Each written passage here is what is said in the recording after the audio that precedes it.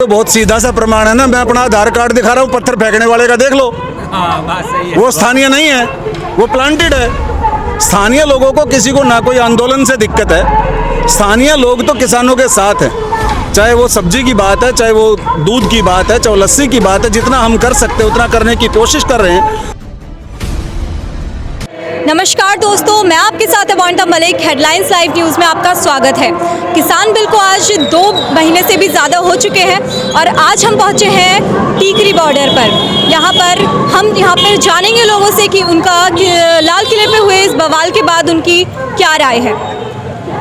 रोज़ाना यहाँ फैक्ट्री आता हूँ जी, बहादुरगढ़ यहाँ पर फैक्ट्री है मेरी, और रोज़ाना यहाँ पर आ रहा हूँ। मैं देख पा रहा हूँ कि कुछ 100 लोग नहीं है, 1000 लोग नहीं है, कुछ 10,000 लोग भी नहीं है। इनकी संख्या लाखों में है और कुछ 5 बॉर्डर्स की अगर मिला दें तो शायद ये करोड़ भी छू जाएंगे या करोड़ पार कर जाएंगे।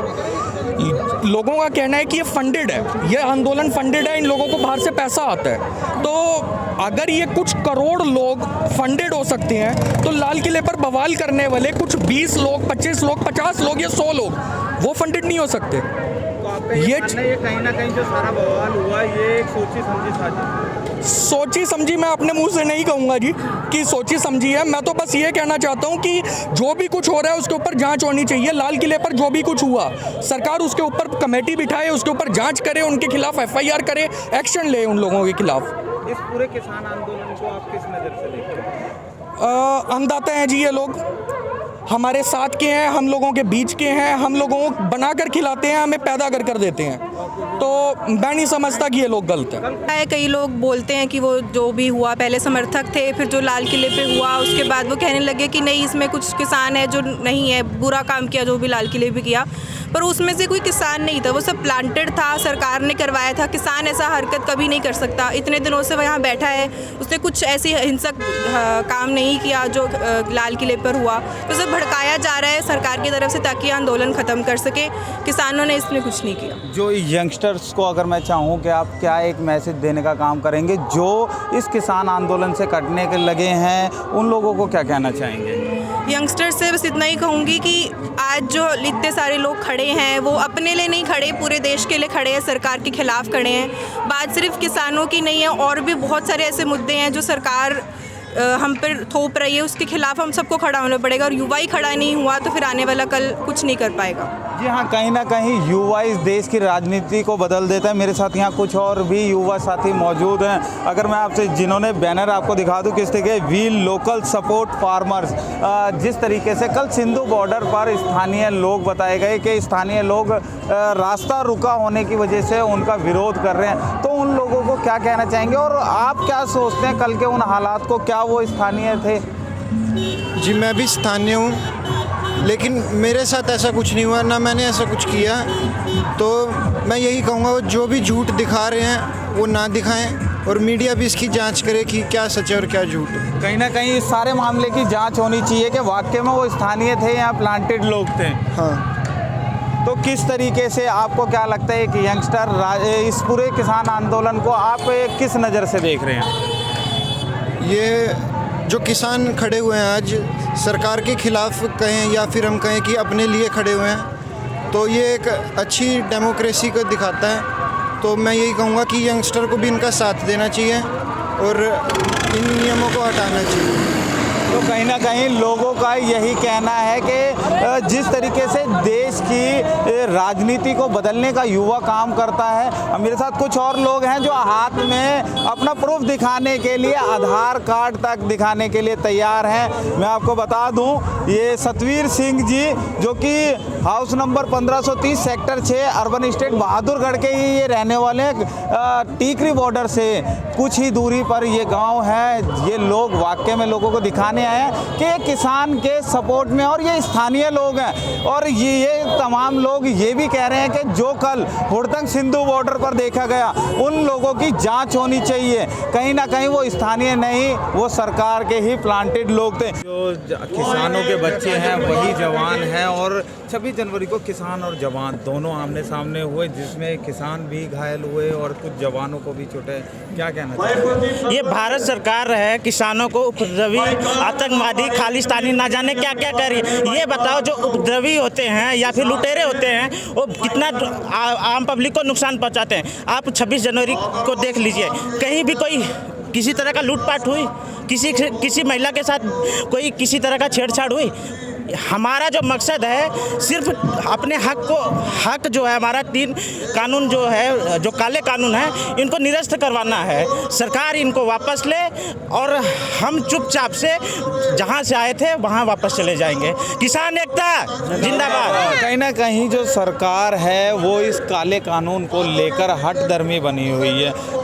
वो कहीं ना कहीं सुनने के बजाय, कहीं आपने देखा होगा कई तरीके के प्रचार और बाकी चीज़ों पे ध्यान है। तो आखिर इस तरीके के हालातों से क्यों फर्क नहीं पड़ रहा, और जब ये इतना काला कानून है तो आए दिन जो चुनावों में वो कैसे जीते? देखो, किसान को समझ में आ गया है कि ये जो कानून है ना हमारे लिए कितना ज़्यादा नुकसानदायक है। सरकार आज नहीं तो कल उसे मानना है और किसानों की ही जीत होगी।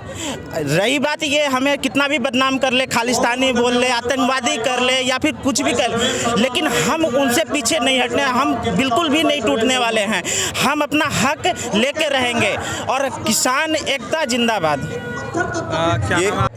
जैसा कि देखा गया कि पीछे जिस दिन 26 जनवरी को कुछ हुड़दंगबाजियों के बाद से कहीं ना कहीं जो किसान नेता राकेश टिकैत हैं वो भी रोए, और उसके बाद एक मुजफ्फरनगर यूपी से एक आवाज़ बुलंदी की तरफ चली आई, और आज सबसे ज़्यादा जो मजबूती से बॉर्डर पे तैनाती है वो राकेश टिकैत जी के। तो उसको लेकर क्या कहना चाहेंगे? उसको लेकर मैं मोदी जी को एक स्पष्ट बात कहना चाहूँगा, एक 2 लाइन बोलूँगा मैं कि मिस्टर मोदी, आंखों से गिरा एक एक आंसू देश में सैलाब लाएगा, तेरे झूठे किले झूठे मीनारों को साथ बहा ले जाएगा, बोलकर भारत माता की जय, सच्चा राष्ट्रभक्त किसान देश में फिर इनकलाब लाएगा। जय भारत माता की जय, किसान एकता। तो बहुत सीधा सा प्रमाण है ना, मैं अपना आधार कार्ड दिखा रहा हूँ, पत्थर फेंकने वाले का देख लो, वो स्थानीय नहीं है, वो प्लांटेड है। स्थानीय लोगों को किसी को ना कोई आंदोलन से दिक्कत है। स्थानीय लोग तो किसानों के साथ हैं, चाहे वो सब्जी की बात है, चाहे वो दूध की बात है, चाहे वो लस्सी की बात है। जितना हम कर सकते हैं उतना करने की कोशिश कर रहे हैं। जो हज़ारों किलोमीटर से चल कर यहाँ तक आए हैं, क्या स्थानीय उनका विरोध करेंगे? और अन्नदाता कभी भी हिंदुस्तान को अपने बच्चे की तरह देखता है, वो उसके विरोध में काम नहीं कर सकता। और एक गजब की बात यह है कि वही स्थानीय सब जगह कैसे चले जाते हैं भाई। सिंगू बॉर्डर के स्थानीय भी वही, टिकरी बॉर्डर के स्थानीय भी वही।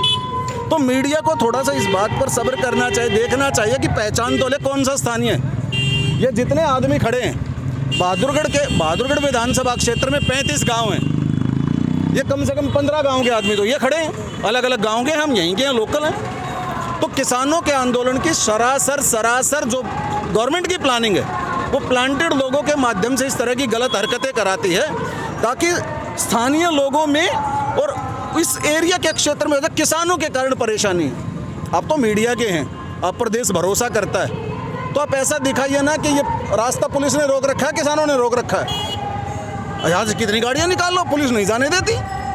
अगर मैं आपसे जानूं कि क्या जो हालात बने 26 जनवरी को, कहीं ना कहीं तमाम बातें निकल कर आई कि देश के तिरंगे झंडे का अपमान हुआ, राष्ट्रीय धरोहर को नुकसान पहुंचाने का किसानों ने काम किया, उस पर आपका क्या कहना है? हिंदुस्तान का किसान हिंदुस्तान को अपने बच्चे की तरह देखता, और माँ कभी डायन नहीं हुआ करती। माँ अपने बच्चे का कभी भी भोजन नहीं करती, कभी भी शिकार नहीं करती। हिंदुस्तान किसान का बच्चा है। हिंदुस्तान के तिरंगे का अपमान किसान सोच भी नहीं सकता। वो जो तिरंगे का अपमान करने वाले लोग हैं, जिन्होंने राष्ट्रीय धरोहर को जो किया, वो सब तो किराए के भाड़े के लोग हैं और सरकार से खरीद के लाए गए हैं जो इस काम को कर रहे हैं। कहीं ना कहीं इस पूरे एक सेकंड, जब आपके मीडिया की अटेंशन किसी मुख्य दूसरे मुद्दे पर होती है, जब ट्रंप आया तो मीडिया उधर चला गया, दिल्ली में दंगे हो गए। जब 26 जनवरी की परेड थी तो सारा ध्यान उधर हो गया, लाल किले पर दंगे हो गए। ये कैसे हो जाता है? ये 26 जनवरी से पहले 25 या 70 दिन से बैठे हैं। पहले किसी ने को लाल किला अनअप्रोचेबल था क्या? पहले भी कर देते। तो क्या इस जो बवाल को, 26 जनवरी पे हुए बवाल को एक सोची समझी साजिश कहा जा सकता है? इसमें तो कोई गुंजाइश ही नहीं है। बाकायदा सरकार की रणनीति थी, षड्यंत्र था, प्लानिंग के तहत था। इसमें कोई दिक्कत नहीं है। किसानों के आंदोलन को फेल करने के लिए उन्होंने अपनी योजना बना रखी है और जो भी कर रहे हैं उन पर उल्टा पड़ रहा है उन्हीं का दाव।